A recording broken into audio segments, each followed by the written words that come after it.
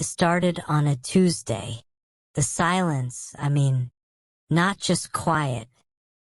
A dead, vacuum-sealed silence that woke me at 3:03 a.m. like a switch had been flipped. No hum from the fridge, no distant traffic. Not even the settling creak of the old building. Just a perfect, heavy nothing. I found the note the next day, tucked behind the bedroom radiator. Yellowed paper, typewritten.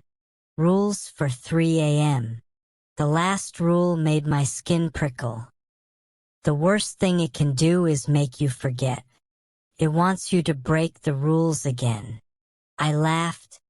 A dry, nervous sound in the empty apartment. A prank. Had to be. That night, the hush came again.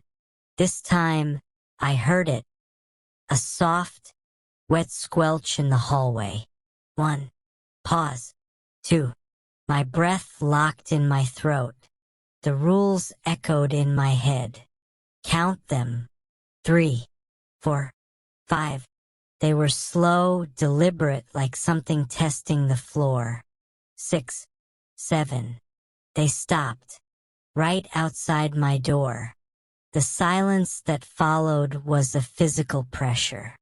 I stared at the door, my muscles screaming to move, to run. The doorknob began to turn. Not quickly. Slowly, with a faint, rusty squeal. The door swung inward. The hallway was dark. But the thing in the doorway was darker. A human-shaped hole in the world, dripping with a wetness that swallowed the light. It stood too tall, its head tilted against the doorframe. And in the center of its head, 2 points of dull gray light flickered on, like drowned stars. You looked. A voice crackled. Not in the air, but inside my skull. It was the sound of static and breaking glass. I remembered the rule too late. Close your eyes. I squeezed them shut. A cold, damp presence leaned over my bed.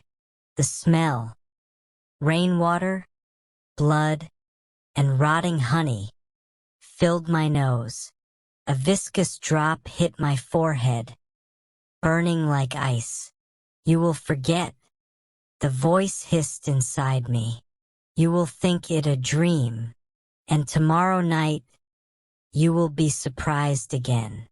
The fear is sweeter when it's fresh. Woke at dawn, gasping, my sheets soaked with sweat.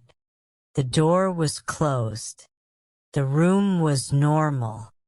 The memory was already blurring, softening at the edges. Melting into the fog of a bad dream. I almost shrugged it off. Almost.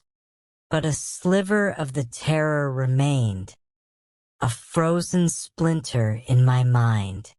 I taped the rules to my bedside table. I set 3 alarms for 3:02 a.m.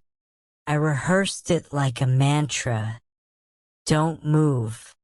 Don't look. Count. The next night, the hush fell. I was already awake, watching the clock blink from 3:02 to 3:03 and go dark. Squelch. 1. Squelch. 2. It was faster tonight. Hungrier. 3, 4, 5, 6. They didn't stop at my door. The doorknob squealed.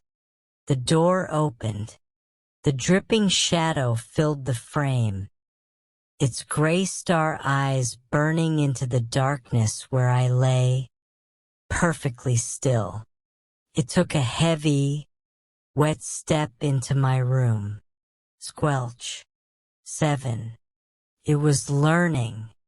It knew I was pretending to sleep. It knew I remembered. Little stone, the static voice grated. You are trying. But the stone cracks. The stone breathes.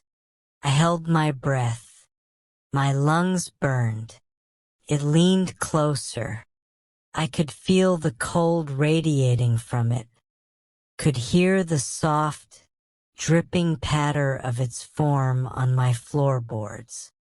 "Let me help you forget," it whispered, and a dripping black tendril extended toward my temple. "No," I breathed. The word was a violation of the silence, tiny and desperate. The thing froze.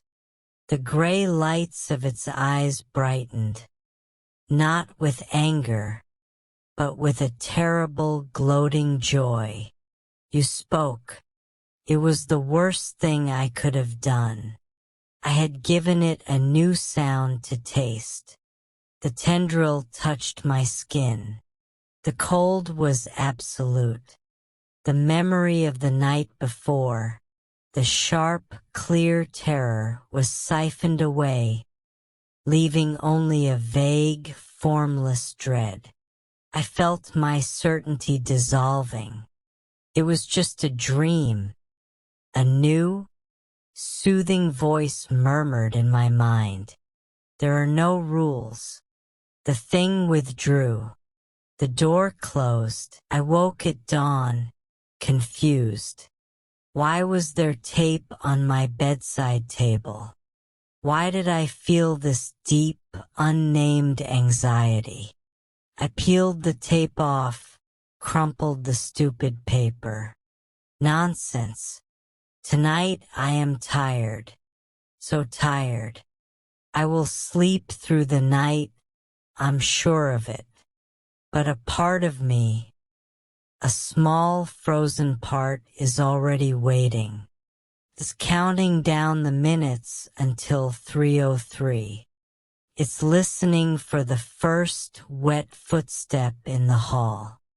And it knows, with a certainty that chills my blood, that tonight I won't remember the rules at all. Tonight I will look. I will scream. And for it, that will be the sweetest silence of all. Medium.